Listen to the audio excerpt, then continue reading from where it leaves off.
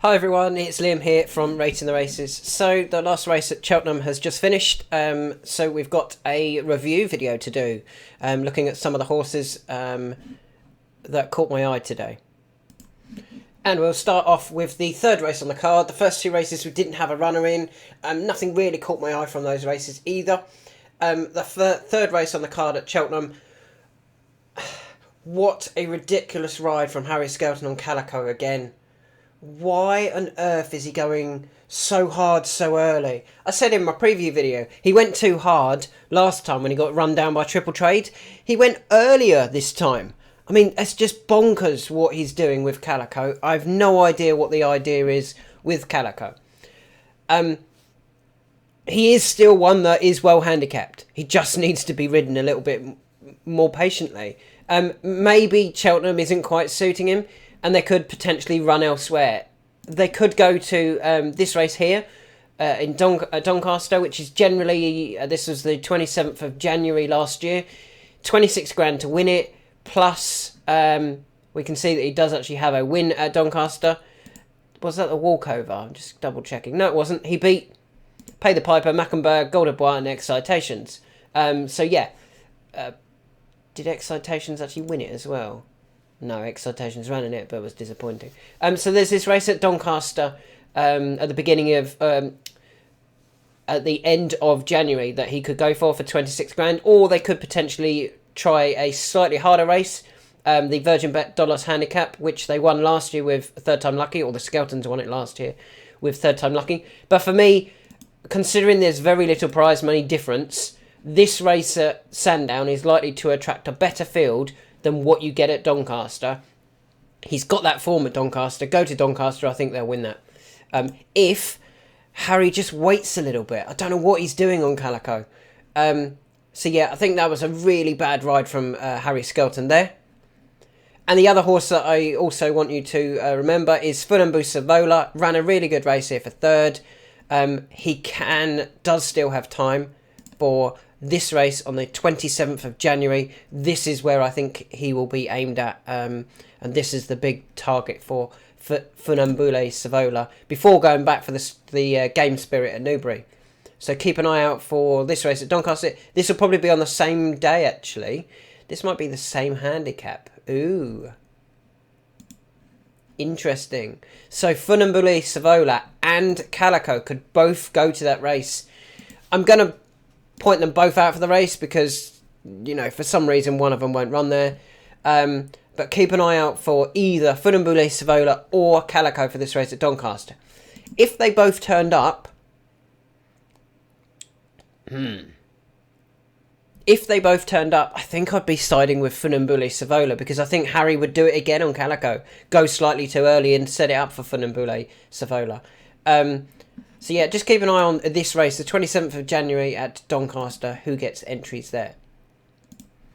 Move on to the 115. It was great to see Fugitive win for us. I know we had two in the race. We also had Montmiral, who he was running okay. He was always going a shade too far, a shade quicker than he's used to, and it was looked after at after the second last. Was Fugitive given a really good ride, or was it that Il Rodotto and Ferro Bamboo were all given very good rides, and maybe some of the others that were stuck in the middle were not?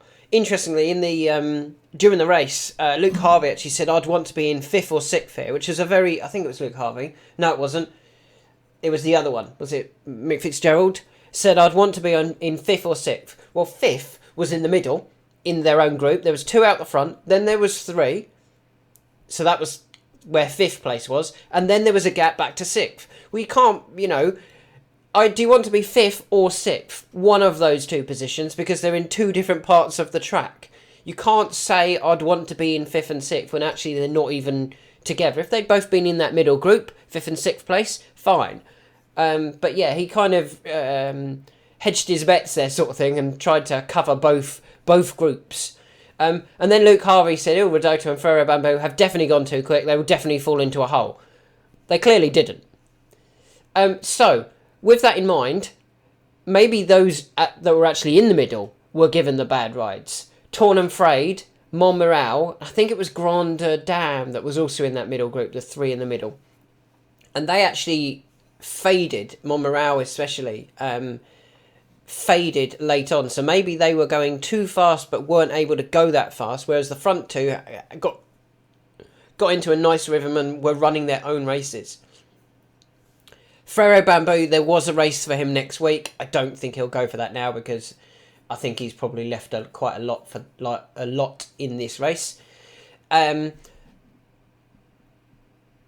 eye catcher, well, it wasn't an eye catcher, but the horse that I am really keen on going forward for the old teamer, the race they sponsor, is Thunder Rock, who ran no sort of race here. Jumped atrociously, is what the jockey said. Jumped atrociously. But he went off 3-1 favourite for this, clearly suggesting that they think he's well handicapped. I kind of agree, but I really believe he wants 3 miles. 2.5 mile, the fact that they went fast over 2.5 mile and he couldn't keep up, and that's why his jumping was a mess. He couldn't keep up. So, come Cheltenham, if they run him in the plate, they'll do the same again. They'll go fast, and he won't be able to keep up, and his jumping will be a mess.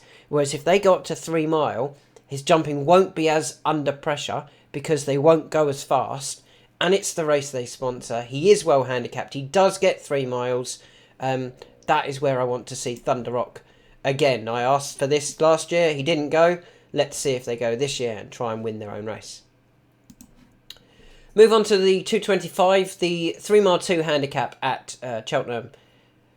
I thought there was a terrible ride from Harry Skelton again on Protectorat here. I don't think they had any intention of winning this race. I really don't. I think all they were doing here was making sure he jumped better.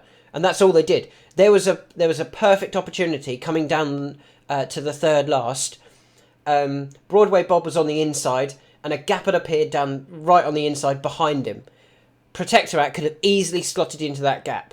They didn't. They continued to restrain him and not put him in the race. The front two kicked clear, then Protectorat ran on when it was all too late. If Protectorat had slotted into that gap, I know it's easy to say in hindsight, you know, watching the race back, yeah, it's easy to spot your gaps and whatever. I spotted that during the run, and I was gutted and annoyed that he didn't go for it. I think the fact he went off 16-1, 24.16 on the exchanges, and yet we highlighted him at 6s, kind of demonstrated that they had no intention of winning here, and they'd kind of let that out of the bag, that this was just it was a schooling session for me. They wanted him to jump much better than he did last time, which he did. I think if he'd been given a ride actually aiming to win the race, I think he would have won the race. I think Broadway Bob might end up in the National Hunt Chase. I think his kind of jumping style and being able to put others in trouble with his jumping is where I think we might see Broadway Bob. The 3 o'clock, Shanna Bob, very, very good performance. I think if you'd swapped the positions in the final straight with him and Destroy the Evidence, Shanna Bob actually wins further. If he'd been on the rail, he would have won more comfortably. The R figures from Destroy the Evidence were pretty decent anyway, a 147.5 and a 150.2. They were good figures, and Shanna Bob still beat him, and yet made mistakes, was keen, didn't pick up initially, ran on strongly. I think that was a very, very good performance from Shanna Bob. I thought it was bonkers what Nicky Henderson said after the race about, I thought this was crazy running here. Why? I mean, just look at our ratings for a start. We said that performance last time out was a very good performance. Everybody else knew it was a very good performance. The fact he went off 15-8 for a grade 2 on his second start. I just think Nicky doesn't actually know what he's got, and he just runs horses in races and hopes for the best. And I'm kind of looking forward to when he hands over the reins to somebody that I think will actually do a better job with his horses. So, yeah. Shanna Bob is now 16s and 20s for the Albert Bartlett. That's not a bad price for a horse who would need another run. He'd definitely need more experience.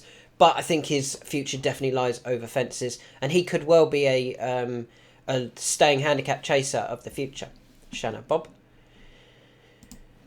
We'll move on to the 3:15. Mr. Coffee, he finished second. Oh, he ran well in a half jump race, half bumper. I mean, there was 4 fences down the final straight omitted twice, so there was 8 fences missed out. I actually believe if we'd been jumping those, he would have won. He started to rally again when he got a little bit outpaced, which is what happens in flat races.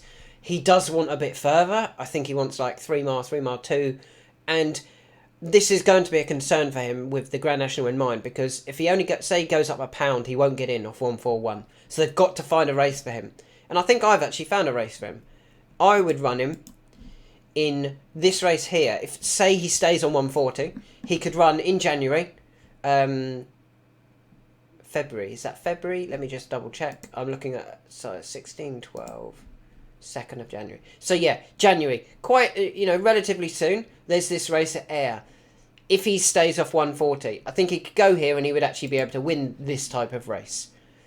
If that didn't work out, there's always this race, which is the Novice Limited Handicap. Thomas Darby won it last year off a mark of 145, so Mr. Coffee would definitely get in. This isn't until the beginning of February, which is just before the weights come out, so he would need to win it to get himself back into the Grand National. If that didn't work and he didn't get himself into the Grand National, it's because he's not gone up enough. If he's not gone up enough, he would get in the Kim Muir. I'd still like him in the Kim Muir with a decent jockey on. I actually thought when Sam Whaley-Cohen rode him in the Kim Muir, he gave him a terrible ride. And the final one, this was frustrating for us. Bonte unseating and Nurse Susan winning it. I mean, we'd highlighted those two. We said it was out of them two and Theatre Glory, and we spoke about Nurse Susan and Bonte being the best handicapped horses in the race. I still believe Bonte would have beaten Nurse Susan if she'd got round, but she didn't get round, and it kind of even more frustratingly for me, Harry Skelton won it. I thought he gave Protectorate a poor ride. I thought he gave Calico a poor ride. He threw everything at Nurse Susan and got her home.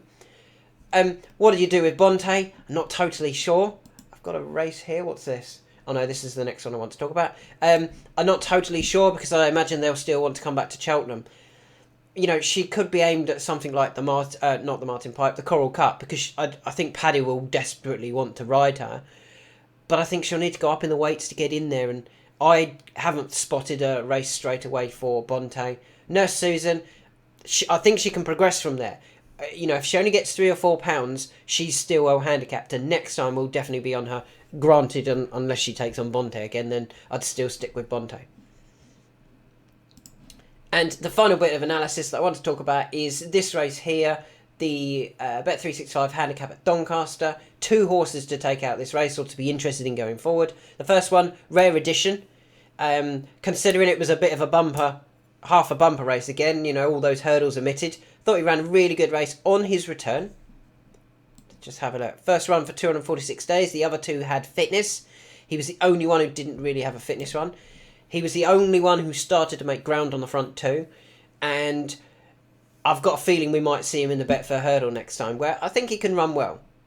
The second horse that we're not worried about at the moment, but always keep an eye on it, Langadan. Let's see what the handicapper drops Langadan now.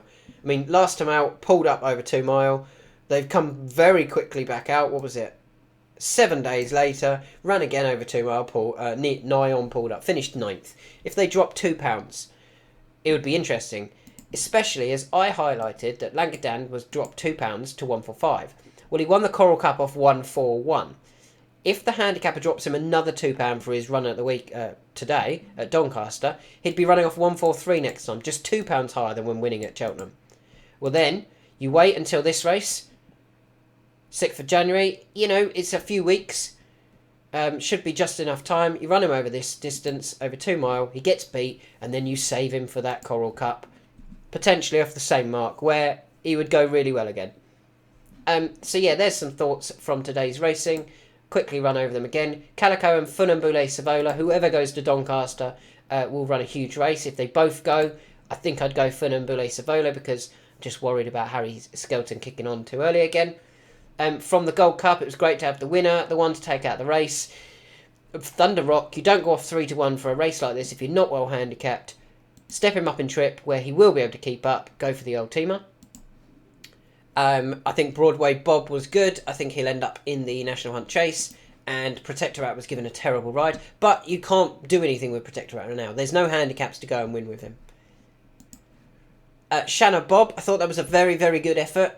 And that price isn't actually the worst price for the Albert Bartlett.